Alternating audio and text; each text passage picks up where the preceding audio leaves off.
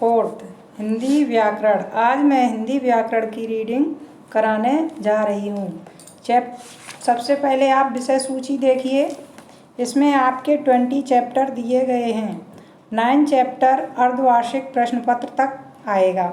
इसमें मुझे आपके 5 चैप्टर तक करवाना है। तो फर्स्ट चैप्टर का नाम है भाषा और व्याकरण। देखिए अगले पृष्ठ पर भाषा और व्याकरण। ईश्वर की सृष्टि में जितने भी प्राणी हैं उन सब में भावों और विचारों का होना सर्वविदित है। प्राचीन काल में लोग यह समझते थे कि केवल मानव ही भावों और विचारों से युक्त है और आपस में इनका आदान प्रदान करता है। लेकिन नए शोध और अनुभव में हमें यह बताते हैं कि सभी प्राणी विभिन्न बोलियों या संकेतों के माध्यम से संदेशों का आदान प्रदान करते हैं। इतना अवश्य है कि मनुष्योत्तर प्राणियों की बोलियों और संकेतों का इतना विकास नहीं हुआ है और वे स्थिर हैं। आदि काल में मनुष्य प्राणियों की तरह सीमित बोलियों तथा संकेतों का प्रयोग करता था। मानव सृष्टि का सर्वाधिक विकासशील प्राणी है, इसलिए इसने कालांतर में अन्य आविष्कारों के साथ एक प्रमुख आविष्कार के रूप में भाषा को जन्म दिया है। जिस विकसित साधन के द्वारा मनुष्य बोलकर या लिखकर अपने भावों या विचारों का आदान प्रदान करता है उसे भाषा कहते हैं। निश्चित भौगोलिक क्षेत्र के अंतर्गत अलग अलग मानव समुदायों ने अपनी अलग अलग भाषाएं विकसित कर ली हैं। इसी कारण कुछ कुछ दूरी पर लोग अलग प्रकार से बोलते दिख जाते हैं। भारत में विभिन्न राज्यों में भिन्न भिन्न भाषाएं बोली जाती हैं, जैसे हिंदी, बंगला, मराठी, उर्दू, गुजराती, कन्नड़, पंजाबी, कश्मीरी, मणिपुरी आदि। विश्व के विभिन्न देशों में भी विभिन्न भाषाएं बोली जाती हैं, जैसे रूस में रूसी, चीन में चीनी, इंग्लैंड में अंग्रेजी भाषा आदि। अब ध्यान दें, यह भाषा की परिभाषा है। भाषा वह समर्थ साधन है जिसके द्वारा मनुष्य बोलकर या लिखकर अपने भावों या विचारों का आदान प्रदान करता है। अब देखिए भाषा के प्रकार। भाषा के मुख्य रूप से 2 प्रकार की होती है। नंबर 1 मौखिक भाषा, नंबर 2 लिखित भाषा। मौखिक भाषा, इस भाषा के द्वारा हम अपने विचार मुख से बोलकर दूसरों के सामने प्रकट करते हैं और दूसरे के सुनकर हमारे विचारों को समझते हैं। मौखिक भाषा का प्रयोग साक्षर और निरक्षर दोनों व्यक्त करते हैं। दैनिक जीवन में हम सबसे अधिक मौखिक भाषा का प्रयोग करते हैं। अब देखिए लिखित भाषा। कभी कभी हम अपनी बातों को पत्रों और संदेशों के माध्यम से दूसरे तक पहुंचाते हैं। इसके लिए हम लिखित भाषा का प्रयोग करते हैं। लिखित भाषा का प्रयोग केवल साक्षर लोग ही कर सकते हैं। किसी विचार एवं तथ्य को वर्षों तक सुरक्षित रखने के लिए लिखित भाषा का ही प्रयोग किया जाता है। अब इधर आपके पीछे अगले पृष्ठ पर एक्सरसाइज दी गई है थोड़ी, ये पेंसिल से बुक फिल करेंगे। निम्नलिखित भाषाएं भारत के किन किन राज्यों में बोली जाती हैं। ये देखिए कश्मीरी कश्मीर में, मलयालम केरल में, मराठी महाराष्ट्र में, गुजराती गुजरात में, पंजाबी पंजाब में, बंगाली बंगाल में। निम्नलिखित भाषाएं विश्व के किन देशों में बोली जाती हैं। ये विश्व के दिए गए हैं। जापानी जापान में, अंग्रेजी इंग्लैंड में, चीनी चीन में, अरबी अरब में, रशियन रूस में, फ्रेंच फ्रांस में। अब बोली दी गई है आपकी। बोली देखिए, विभिन्न क्षेत्रों के निवासी एक ही भाषा को भिन्न भिन्न ढंग से बोलते हैं, इसीलिए विभिन्न क्षेत्रों में एक ही भाषा के भिन्न भिन्न रूप देखने को मिलते हैं। भाषा का यह क्षेत्रीय रूप बोली कहलाता है। भारत में हिंदी भाषा की अनेक बोलियां प्रचलित हैं, जैसे ब्रजभाषा, राजस्थानी, हरियाणवी, अवधी, बुंदेलखंडी आदि। अब लिपि दी गई है आपकी। भाषा को लिखने के लिए कुछ संकेतों, चिन्हों व ध्वनियों का प्रयोग किया जाता है। इन संकेतों, चिन्हों तथा ध्वनियों के समूह को लिपि कहते हैं। प्रत्येक भाषा में भिन्न भिन्न संकेतों व चिन्हों का प्रयोग किया जाता है, अर्थात भिन्न भिन्न भाषाएं भिन्न भिन्न लिपियों में लिखी जाती हैं। जैसे हिंदी भाषा देवनागरी लिपि में लिखी जाती है, अंग्रेजी भाषा रोमन लिपि में लिखी जाती है, पंजाबी भाषा गुरमुखी रूप में लिखी जाती है, संस्कृत भाषा भी देवनागरी लिपि में लिखी जाती है, उर्दू भाषा फारसी लिपि में लिखी जाती है। याद रखिए, लिपि बदल जाने से भाषा नहीं बदलती, अर्थात एक भाषा को किसी भी लिपि में लिखा जा सकता है। व्याकरण। व्याकरण देखिए, सभी भाषाओं को पढ़ने व लिखने के कुछ नियम होते हैं।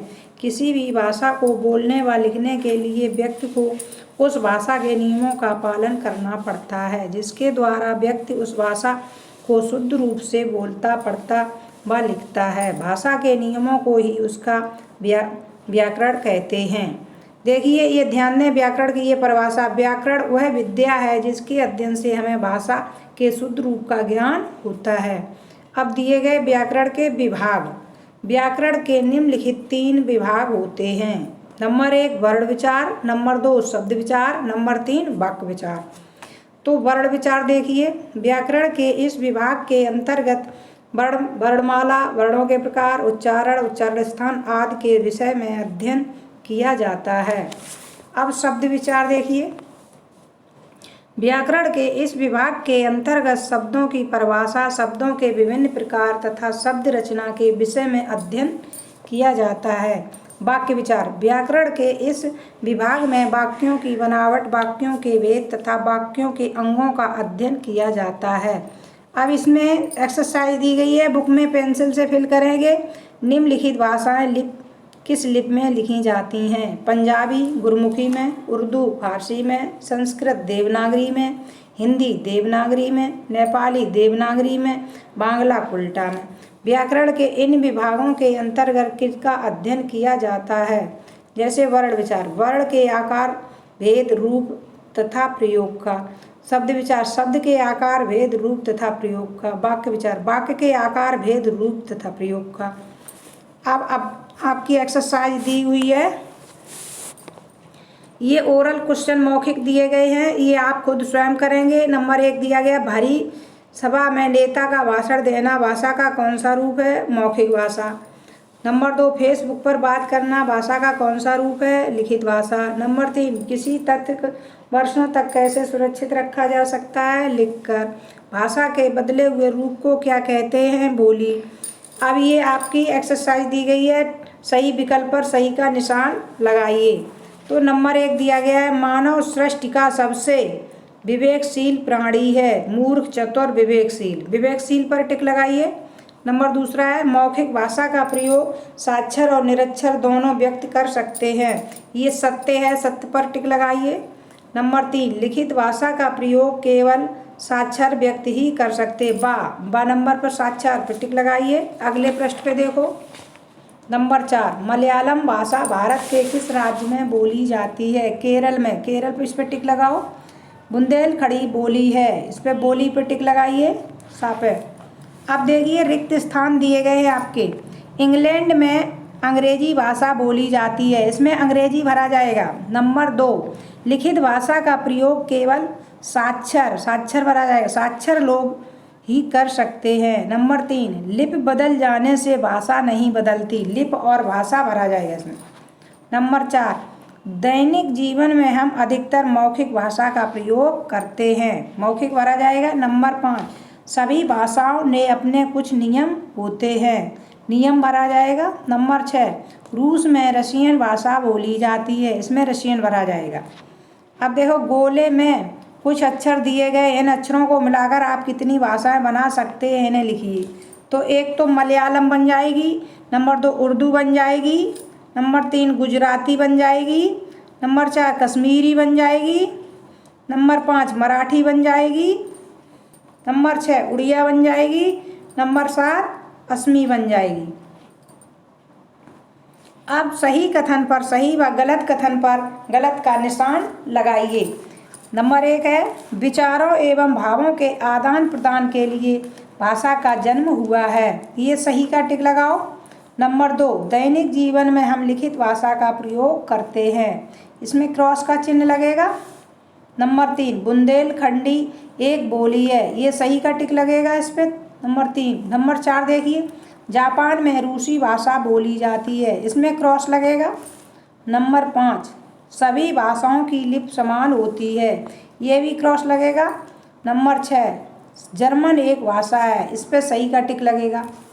निम्नलिखित प्रश्नों के उत्तर दीजिए। अब देखिए, आपके ये प्रश्न उत्तर जो दिए गए हैं चैप्टर फर्स्ट फेयर नोटबुक पर चैप्टर का नाम डालेंगे, भाषा और व्याकरण, और फिर स्वच्छ व सुंदर राइटिंग में लिखेंगे। तो फर्स्ट क्वेश्चन है, आज के आधुनिक युग में आप विचारों का आदान प्रदान किस प्रकार कर सकते हैं? इसका आंसर है, आज के आधुनिक युग में हम अपने विचारों को बोलकर व सुनकर, लिखकर, फेसबुक पर, व्हाट्सएप पर, SMS करके आदान प्रदान कर सकते हैं। क्वेश्चन नंबर दूसरा है, भाषा का हमारे जीवन में क्या महत्व है? इसका आंसर है, भाषा वह समर्थ साधन है जिसके द्वारा मनुष्य बोलकर या लिखकर अपने भाव विचारों का आदान प्रदान करता है। क्वेश्चन नंबर 3 देखिए, लिखित भाषा व मौखिक भाषा किसे कहते हैं? इसका आंसर है, मुख से बोली गई भाषा को मौखिक भाषा कहते हैं। अपनी बातों एवं भावों को लिखकर दूसरे को समझाना लिखित भाषा कहलाती है। नंबर 4, भाषा और बोली में क्या अंतर है? भाषा और बोली में अंतर। इसका नंबर 1 है, भाषा का क्षेत्र विस्तृत होता है जबकि बोली एक सीमित क्षेत्र में बोली जाती है। नंबर 2 है, भाषा का संबंध व्याकरण से होता है जबकि बोली का संबंध व्याकरण से आवश्यक नहीं है। नंबर 5 क्वेश्चन, भाषा में व्याकरण की आवश्यकता क्यों होती है? इसका आंसर है, व्याकरण वह विद्या है जिसके अध्ययन से हमें भाषा को शुद्ध रूप से ज्ञान होता है, इसलिए व्याकरण की आवश्यकता होती है। आगे आप लिख सकते हैं, इसलिए हमें व्याकरण की आवश्यकता हो सकती है। ये आपका फर्स्ट चैप्टर कंप्लीट हो गया है। उसमें फेयर नोटबुक में सुंदर लिखेंगे और इसके बाद में सेकंड चैप्टर आपका अगले वीडियो में कराऊंगी।